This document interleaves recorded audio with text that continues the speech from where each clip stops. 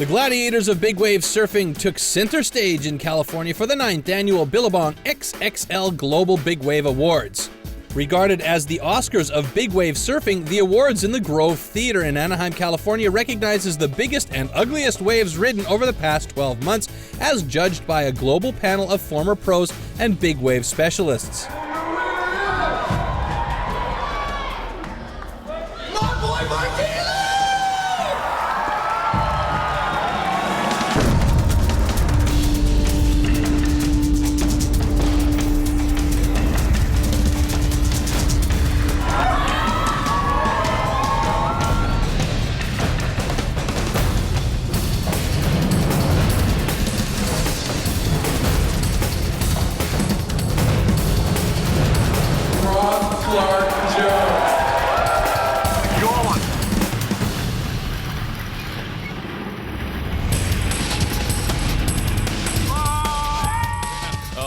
If the best overall performance is, you know who it is, Grant Baker.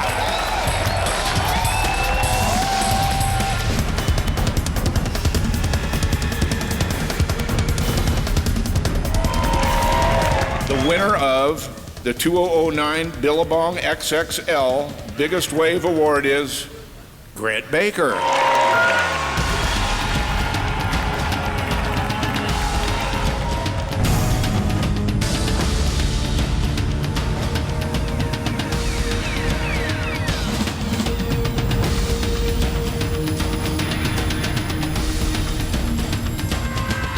The winner of this year's Double XL, Greg Long.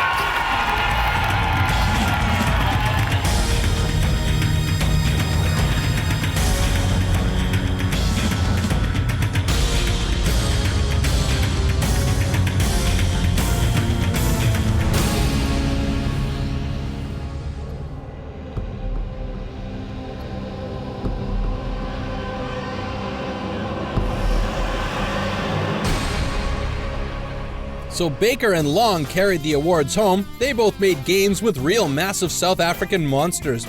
Check out the background story from the Tafelberg Reef off Dungeons, the biggest wave ever ridden here.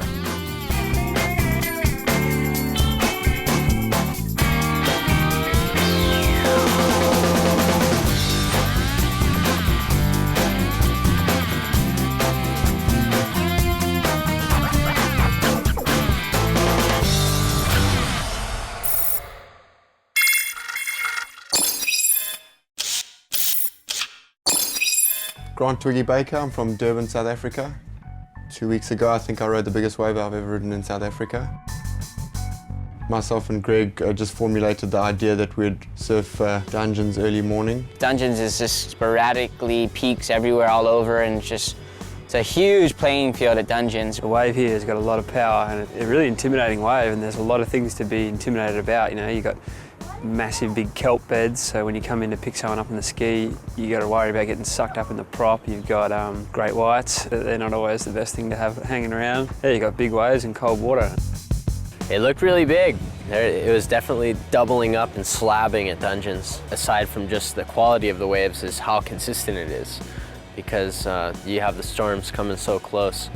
You just get so many waves coming in, you just surf until your legs fall off. We obviously woke up really early that day. We'd been tracking that storm for the week before, just on all the maps and that, and it looked like definitely the biggest swell. That day was quite heavy. It was the type of day where you kind of pull into the lineup on your ski and you go, okay, yeah, I guess we are towing in today because the current's moving about 30 knots.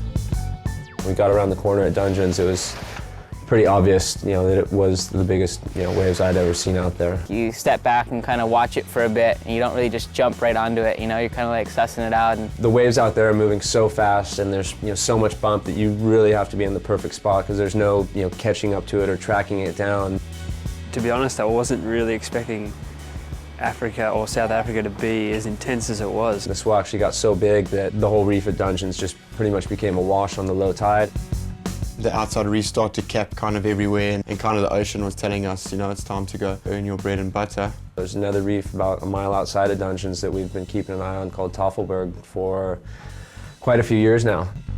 This is dungeons in here. You can see the Seal Island. There's the 2.5, which is kind of the end of dungeons over there. We're riding anywhere here on this 5.5, 5-meter section here. Out here is the Tafelberg Reef, so you can see you've got an 8.8 there, Tafelberg. So I mean, the swell's going to be pretty giant just to break. It's always sort of just been the indicator of, okay, here comes a set to the inside of dungeons, and the swell actually got so big. Off we went out to Tafelberg. For the first 45 minutes, an hour, there was kind of not much happening at all. And all of a sudden, we're just kind of talking, are we wasting our time? Maybe these sets are, good inside now. Are we missing something? And look outside, and the horizon just goes completely black. We'd had all of our lineup spots, everything, set up, figuring it out for the last 45 minutes. All that just went, straight out the window. We saw the set stand up out here, tracking towards us at that angle there. We started motoring for the channel. It looked like it was just gonna, stand up and close out the entire bay. And he kind of just instinctively knew that he needed to go wide, and being the surfer, you're just very happy that he's going wide. We went over the first one, way too bumpy to surf. Big wave, I mean, biggest wall of water you can imagine. I mean, the whole wall of water stretching from Chapman's Peak right across here. It's one big swell, 2 Vulcan rock.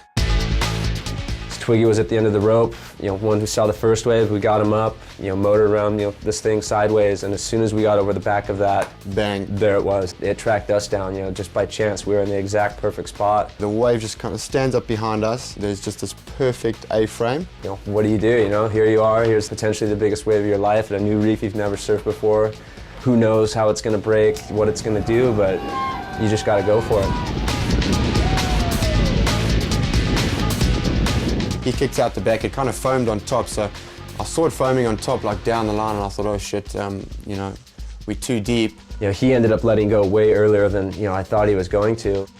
I let go with no speed, which is what you want to do. I mean, if you let go with speed, you're just going to accelerate more, and you're going to get way too fast. So I just kind of, one of those, just dropped the ropes, and the rope just fell. You're not going to be trying to do a bottom turn or anything. You're just going to be, heading for the boats in the channel. And then halfway down, I just started hitting these massive moguls. I remember at one stage, my board actually kicked up sideways like that, and I thought, geez, well, don't lose it now, because I was at the bottom of the wave. Luckily, managed to straighten it out, and I was just going Mach 1 right there, as fast as I've ever been on the wave. And there was a bit of silence for a while, and then we just started screaming. All the boats guys started screaming. It was really weird, because when I was riding on the wave, no one was shouting or anything.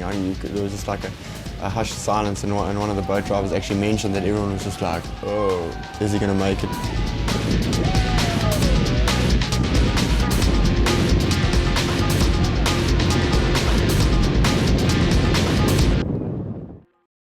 After that wave, there was nothing. We've been, again, looking at all the bathymetrical charts of the reef and studying it on all the different swell directions, everything, with the intent of surfing it for the past 5 years. And after surfing that, it's approachable and surfable, and that wave, it'll get to 100 feet, and given the right conditions, it's unlimited potential.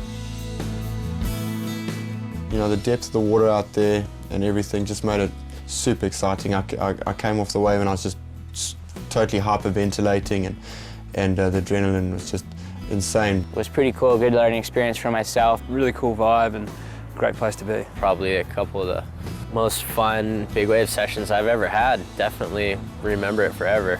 It was just perfect.